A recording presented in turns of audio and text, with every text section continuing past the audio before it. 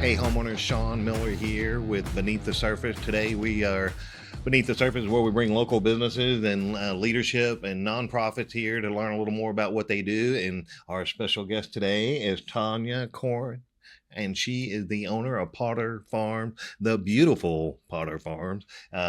This is probably the prettiest venue you could ever lay eyes on.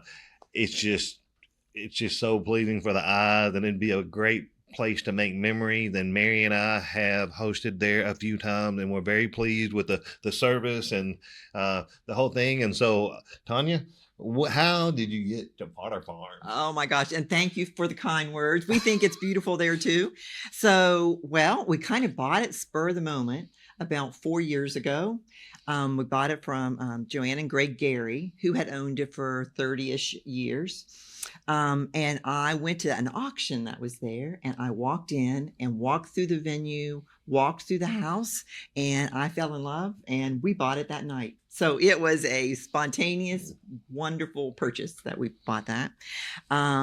So my husband offered very flexible with me at my spontaneous purchase. But the house and the venue were built in 1888, and the house has so much character and history, and that's what makes it special when people have an event there. It is a little slice of history here in Bowling Green. The Potters have been in Kentucky since 1790. Wow. And they built this house in 1888. So it's way cool. So wow, long history. So it was a venue when you purchased it? Or? It had been a venue in 2014, and they ran it for several years. It had closed before we purchased it. Okay. So we just came in, we revamped it, we built a groom's quarters in the back, right. We redid the bridal cottage, we've done some updates, and it is amazing. We have for this year, and we're open currently from the beginning of April till the end of November, and we have 57 events this year. Wow. About 75% are weddings, and about 25%, as you know, are other type of events that we have there. So political events, maybe. We hosted Mayor Todd Alcott there, went over quite well. Tanya saved my life one time. I threw a party for my wife, and I'm not a party thrower. My wife is an expert party thrower, so wasn't necessarily trying to impress her, but I sure didn't want to drop the ball either. So Tanya come to the rescue, and she was like, boom, boom, boom, do this, make some phone calls, boom, put it all together. So you're an event planner, you're a venue host, so got things going on out here too. Yeah. What are they doing at Potter Farm to make maybe this a total venue? So we are in the plans. It's in permitting now. We're going to put another building in the back. So we have extra spaces for maybe you'd have a different kind of like a bridal party that might come in, or a baby shower. So we could have a space back there that's a little bit different than the historic barn, right? And make that a little bit of another site. Because right now we are very flexible. They pick different spots there where they want to have their ceremony. And now we can give them extra spots that are inside location too. Gotcha. So, and we really love these 20 acres. We redid some of the backgrounds last year. We I don't know if you call it releveling. You probably know more than I do. And we reseeded it, and just to make it as versatile of a piece of property as we can. So I think one of the big challenges a lot of venues have is ample parking. They may have an ample venue. They also struggle with that. So you have multiple buildings, plenty of parking. I mean, by far, probably the most parking of any venue that I know of, and historic factors. So now you're going to have some flexibility on which building or which venue you can rent. How does the food and the liquor, is that something that they have to buy through you, or can they bring in their own caterer, their own liquor? How does that work? That's a great question, because it's different for lots of different venues. And for here in Bowling Green, actually, we are very lucky in Bowling Green. I'm very proud of Bowling Green because we have a lot of different variety of venues. We actually all help each other. If somebody calls me for a specific date and I'm booked, I refer them to other places. But it also helps for us. We allow them to choose their own caterers, their own bartenders. So we do have a recommended list. So we post that on our website. Here's some recommended caterers, here's recommended bartenders. But we allow them to bring them in, because here we have an amazing amount of caterers here in Bowling Green, variety of prices. Right. As you know, I book from all over the U.S. I already had a wedding this year. 2 people from Alaska got married here. About 10 to 15% of my weddings are people that there's no one in Bowling Green that they're even related to. So we're actually Are you bringing, kidding? we are Wow. bringing people into Bowling Green. So we're only an hour north, as you know, from Nashville. Right. So we bring a lot of Nashville couples up to Bowling Green. Wow. So they'll find me on, Amazing. I use one of the websites that a lot of people do for weddings. It's called the Wedding Wire and the Wedding Knot. And my main base for them is out of Nashville, Tennessee. So they'll find me there, and then they drive up and they realize, shoot, for 1 hour from the airport, we're there. If people are flying in, we're there. So we have destinations. So the Wedding Wire, and what was the other one? The Wedding Wedding what? Knot. Wedding Knot. Oh, K-N-O-T or Yeah, N-O-T? K-N-O-T. Yeah, K-N-O-T. I've seen that now that you said that. So, wow. So I had calculated one time in a year how many people we bring up to Bowling Green in our hotels. Yes. So we're using our hotels, we're using our restaurants, because maybe and our caterers, because they might have a rehearsal dinner on Friday night that might be anywhere from Hickory and Oaks to Anna's Greek Restaurant, a lot of different places, Right. and then they have the actual event at our place. Wow. So we are bringing in people. If we have 50 some events, think about that. How many people are we bringing into Bowling Green? Right. So, personal story of mine is I rented a venue one time, but I didn't really like their food, but I did like their venue, and it wasn't supposed to be a big deal, but at the end of the day, I had to use all their vendors, and so I pretty much sacrificed the rental to change venues where I had a little more flexibility, and that's where Tanya came in, and so it turned out to be the right move for us at the time. So thank goodness that they do these things. So if you're one of these people that want it totally hands off, which is what I was going to do, because this was supposed to be a surprise party, she could handle it A to Z, right? Or if you've got maybe you're budget conscious, you want to do maybe the flowers yourself or something like that, maybe you can do that to help. Yeah, and we do that. We actually have probably more common for us than other people. We have a variety of bridal budgets. Right. So we cater to people who have lower budgets and people who have bigger budgets. So if they maybe only have, I don't know, wedding budgets are all over the board, but let's say they just have a wedding budget of $4,000. We can't spend that all on the venue. Right. So we allow weddings on Sundays and Mondays and different days of the week. Off So we days. work with them so how we can make it happen no matter what your budget is. Perfect.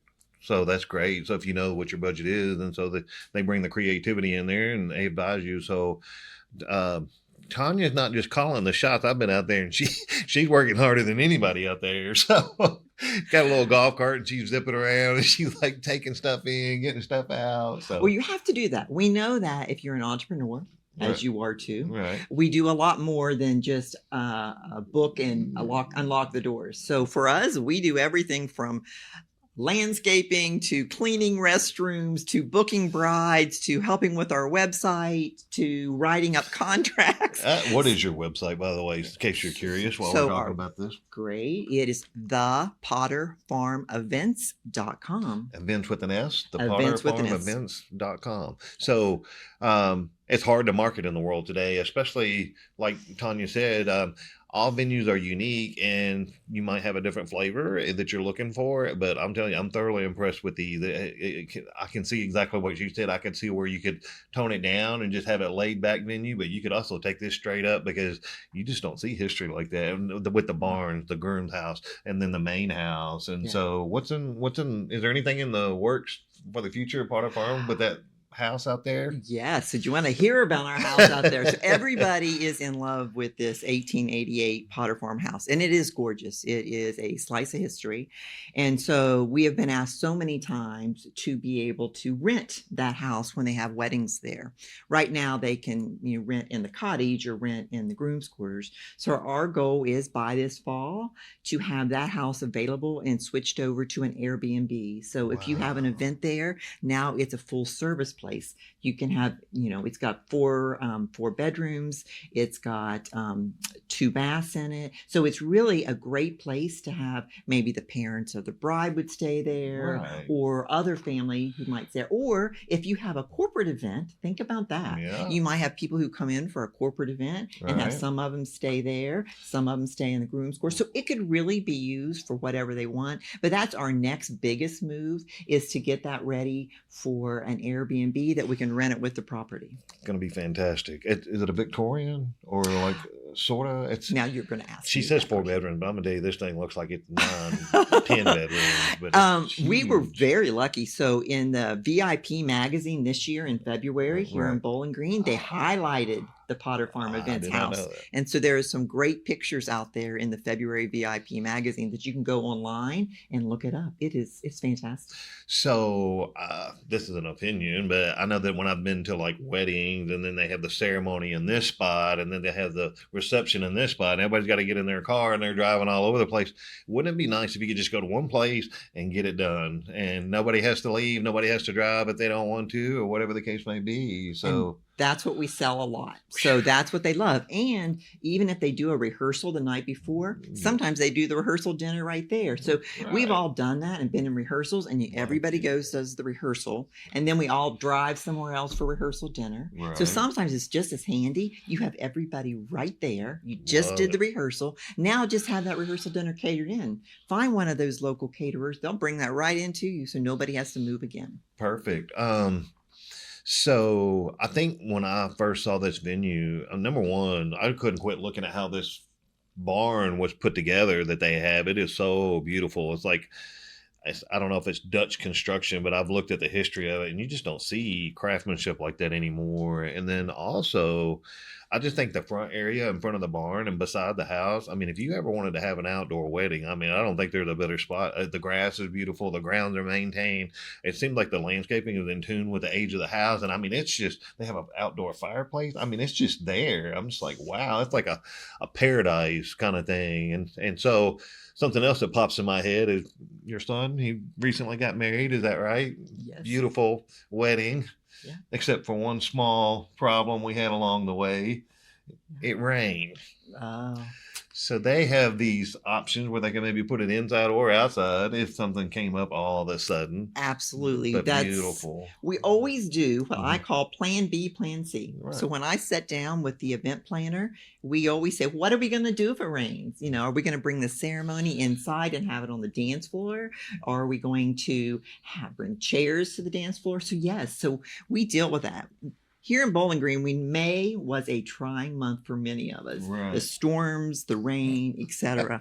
So let me tell you, we had 13 events in the month of May this year. Right. We never missed a beat. We even won the big storm. I don't remember the exact day it was. It was on a Friday. We had a rehearsal that night. We got the rehearsal in. The sirens started going off. Everybody left after we were done. Yeah. The storm happened that night. We had no electricity. Oh my God. And the wedding the next day. And guess what we did? We brought in the generators. We got the limbs cleaned up. We had the wedding, and nobody missed a beat. So, and then we had a lot of rain, and a couple of those days it was pretty enough outside, but the grounds were so soft. Right. We just switched the ceremony to the concrete. Perfect. Outside. So what we Perfect. really do is we learn to go with the flow. And that's from years in the corporate world that I was. So I come with a Wow. background that you've got to learn to be flexible. Right. And that's what we do. We never make those brides sweat. We don't want to make them worry. Right. We just make it happen. It's a big deal. It's their day. Yeah.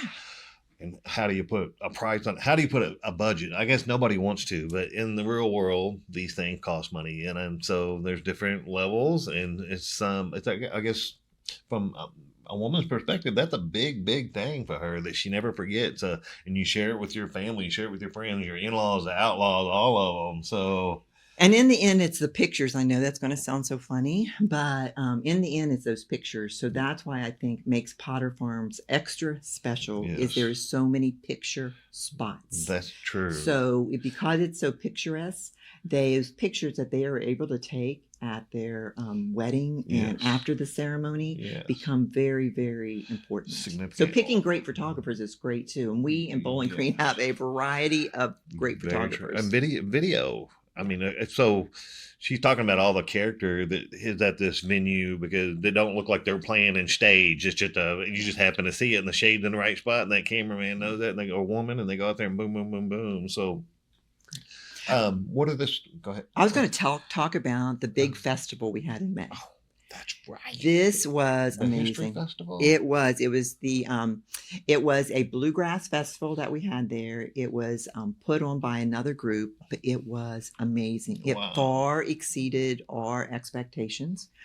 And it has a website too. We're hoping to do it again next year. It was the old time get together is what they Yes. called it. And we had something like 9 different bands from around Kentucky Right. and from Texas, from North Carolina. And we had all day long, it was a full house. We had an outside like jam session going on. We had the bands inside the barn going on. We had an old time baseball game, and the feedback from that event, and we really geared it to be a family activity. There was lots of children, Right. lots of people from all over the state who came, and it was beyond our expectation with attendance. So it was So they had the fantastic. old uniforms on. They had the old ball glove. They Yes. recreated like the Babe Ruth era of baseball, and so they got bluegrass playing in the background. So Yeah. very interesting. It's and not a better place because you bringing that history up. So that's probably your niche. If you thought you did something better. And I know that's a strong word, so I'm saying it, not you. But what's your niche? What do you do? Is it the whole historical menu factor, and then maybe the flexibility you have, and then also the ability to cater to different budgets? What's some of the things that set you apart from maybe just any other venue? So the word I always say is flexibility, Shaun. So that's where I think is our real niche, even here in Bowling Green, Right. because we can have a variety of different types of events. Right. We can have a variety of budgets. We can have a variety of spots. So I think what makes us special is we're here on this 20 acres, so it gives you lots of space to do other things. Right. Because we're not really restricted with the parking. That gives us a lot more flexibility on the size of events. Now, of course, there is some restrictions just on size based on other Right.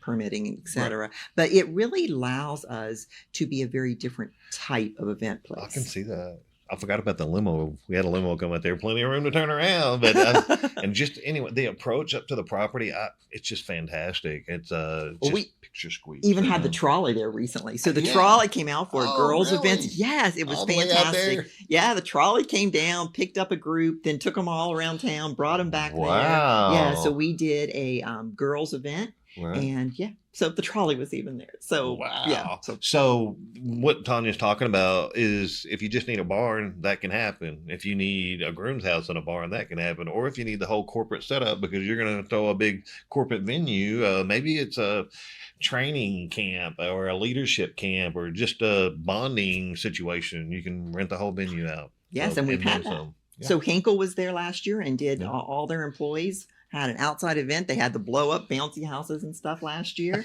We had Logan Aluminum has done some team building events there where they played, cornhole in the barn and other Wow. activities. So that's the Wow. other 25% of Right. what we do is they're not all weddings, but there's people need venues for other type of things too. So you got to get them out of their element. Like it's hard for us to do something like that here because nobody's taking it serious. But you take them out of their element and stick them in a different location. So It's good. yes, wow, love it, love it. So did you always want to do a venue? What was your what? How do you get a skills to run a venue? I call it life. So my skills come from 35 years in corporate world, Right. and I worked for a lot of most of my career was with Procter and Gamble out of Cincinnati, and then the last 10 years I worked in media out of Knoxville, Tennessee. And so I've been married to a farmer who has stayed a farmer during this whole time of our A life. big time farmer. He's not just a little farmer.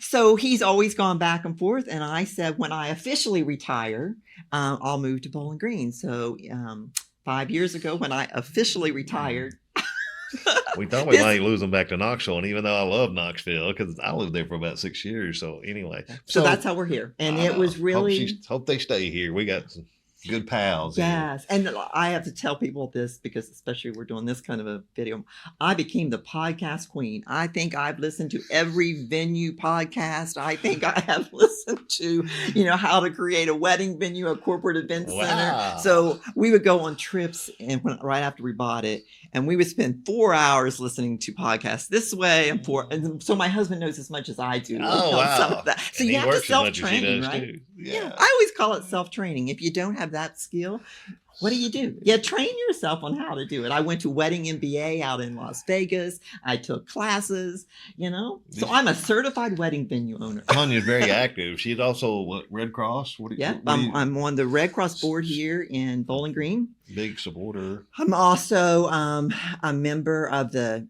Tiffany Circle National Council. So I am on the Red Cross Women's Philanthropic Group that I'm currently planning a summit that'll take place in DC in September, on September 11th through the 13th. Wow. We'll have about 250 to 300 women from around the world will be at the summit. September 11th. And I'm co-chair. Did you all pick that date? So it wasn't particularly, but we will do a 9/11 memorial at the beginning of our summit. So we already have some videos put together that we will do as the entrance on. So we will be right in DC during that time. So that's the only city I've ever got lost in, and I guess there's an inner perimeter and an outer perimeter, and I couldn't figure this thing out. But I finally pulled over and got a hotel room, and anyway. I could not get through DC with all the traffic and all that. I'm pulling a trailer. I'm like James. I'm a big time. I wasn't a farmer. I was a landscaper, but I was buying a tractor and anyway pulling it. But nightmare. But well, great. So what else is going on with Tonya? You got the venue. You got the Red Cross. You got the Tiffany thing going. Yeah. Well, we're in the middle of moving to a new house at the same time so that we can have the new home ready there.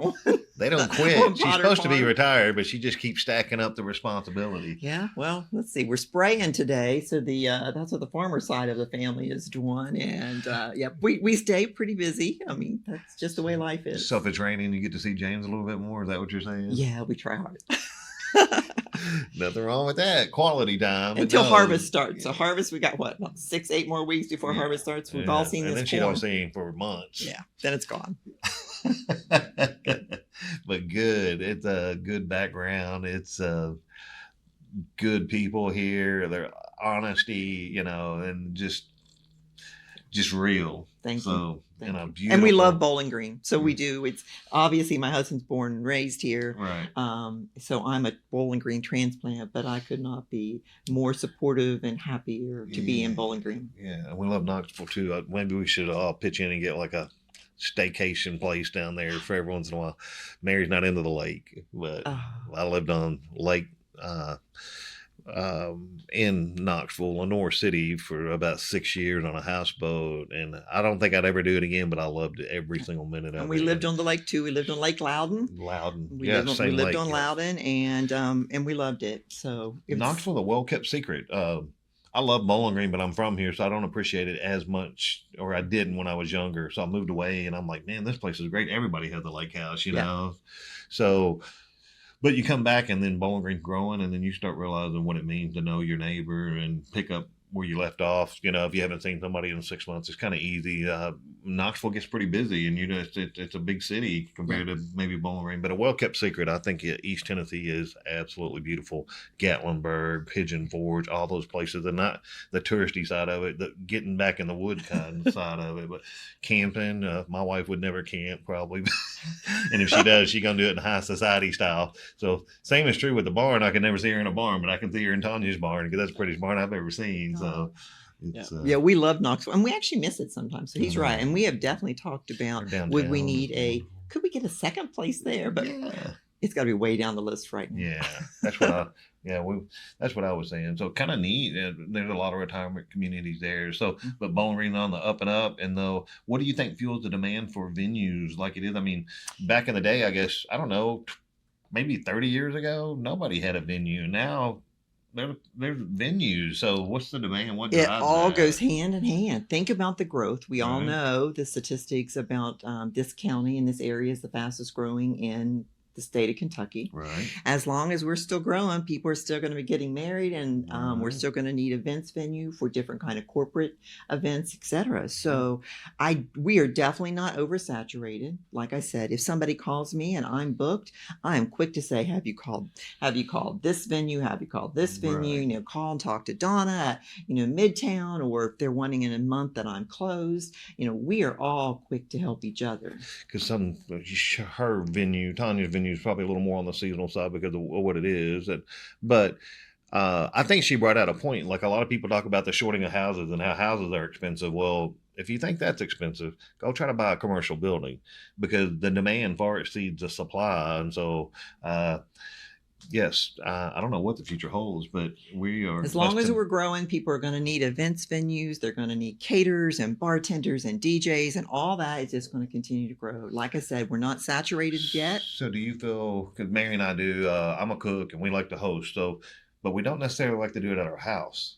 For some reason, we want to drop and done at the venue and go back to our home, and it's not in disarray. Is that a common theme? Is that out of the norm? A little bit. We have that somewhat. I did that. I did my son's engagement party there. So it's sometimes you're just throwing a big party, and it's easier to have it at a venue and have somebody just bring it all in. So that'll always be the case. And we have in Bowling Green a variety of places where, whether your event has 30 people or several hundred people. Now, obviously, that's a pretty darn big party, but we have those spaces too. So, and they do it at ours too. So our venue can have we've had groups as small as 20, and the first wedding of this year had 320. So 320, is that about your capacity, or you can go a little more? We can go a little higher depending on if they're seated or not. But if you really got set down serving food, that's about as much as I think you want in there. We've had a prom there before, and that's when you don't have a lot of tables. I need to hear about that. Mary, yes. So when you don't have any tables in there, obviously you can have a lot more standing people. But I'd say if you have a seated event, that's about the most I would think you want in there. So venue etiquette. All right. What do you need to know about getting a venue that maybe most people don't realize or don't know? Like, for example, don't let the guests pay for their drinks, and don't leave the tip jar out so they can tip. I will take care of the tip if I host a venue. Or what are some things like that people... That's good. So venue etiquette, that's it's really a variety at our place. So we do not have a liquor license, so that's a great thing about the alcohol. So for us, whoever is hosting it buys whatever they want to serve, and then they have to hire a licensed and insured bartender. Okay. So we can't sell at our venue. Right. Basically, if you sold liquor there, you have to have a liquor license, or you could get a one-day liquor license or something. But so whether they leave a tip jar out or not, do I think it's a little rude? But not always is it rude. So sometimes they're paying the bartender, but if people think they've done good service, they'll put a tip jar out there and let their guests to it. But it is really up to, I don't think I call that particularly venue etiquette. I think what I say to somebody who's planning a venue or an event there is to go with what they think is important. Don't always look at trends. Don't always look at what everybody else is doing. If you and your husband would, or you and your fiance would, never have chicken, steak, 2 vegetables, and a roll, why would you serve that at your wedding? If you guys are taco or pizza people, that's what you should have. So that's what I say. Have it about you. It's your day. It's your party. So the best thing for me to tell people is make it what you would have. Unique and memorable. So the most unique event that's happened at Potter Farms, is there maybe somebody they restated their vows, or what? We have those there too. Recently, and it was a great time in May, one of our weddings, they actually did, the theme was a Victorian type of theme, and they had kind of like Dungeons and Dragons theme, because they must have been big gamers. Right. And if they were sitting right here, they probably wouldn't mind me saying it. And then at the beginning of their ceremony, or during their ceremony, they had a sword fight. It was Who won? I'll call it. So they had somebody, and it was a staged thing, I can say this, but he objected to the wedding, And then he stood up, and then the groom and it was one of the groomsmen. They had this sword fight, and then the groom won, and then he got the bride, and then they continued with the ceremony. So when they say, does anybody here object to I know of any reason why this man and woman shouldn't be married, this guy stands up and then a sword fight launches. So that was very unique this year. Because everybody's always listening to make sure nobody says anything. And I've always thought, what if somebody says something? What would happen next? And so she's telling me a sword fight. Well, Tanya, we so appreciate learning about Potter Farm today. And we are excited about the growth that you're having. And Potter Farms, what's the website? Potter Farm Events.com. Right. It's the PotterFarmEvents.com. The PotterFarmEvents.com. So, or if you get in touch with us, we'll pass on the information to you. We'll get you in touch with Tanya to make a memorable historical event at a beautiful venue that's a huge landmark, especially in that area of Bowling Green. And so, if you need flexibility, you need somebody to assist with maybe ideas and maybe execution, Tanya and James will be glad to put in the sweat equity to help pull your memorable event off. So, well, thanks, Shaun. You're wonderful, and thanks for having me. I love to talk, as you know. Yeah, we love learning about local businesses and what it means. They're just a different breed, and we want to say thank you. You don't hear that enough for what you and James do for the community, and looking forward to what happens next at Potter Farm. So, until then, we'll see you again next time, and thanks for joining us.